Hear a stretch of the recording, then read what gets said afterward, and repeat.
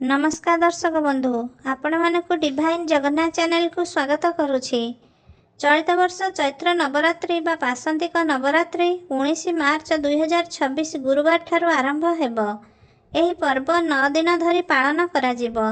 27 मार्च 2026 शुक्रवार राम नवमी सहित समाप्त हेब।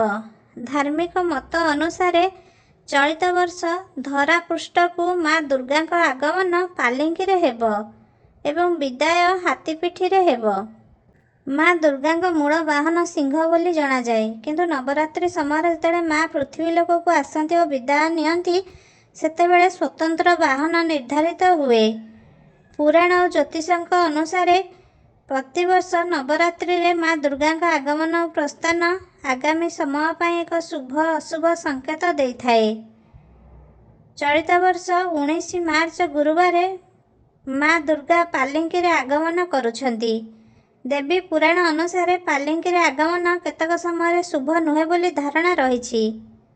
यह समाज और प्रकृति उपरे किछि खराब प्रभाव पड़िबार संकेत देइथाए।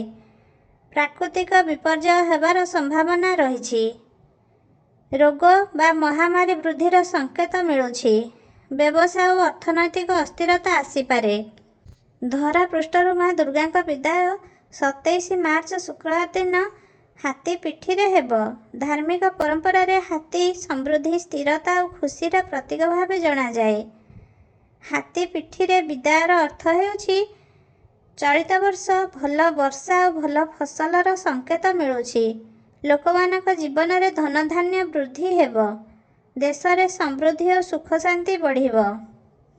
आपण माने चैत्र नवरात्रि रे देवी दुर्गा को पूजा करी आशीर्वाद लाभ करंतु।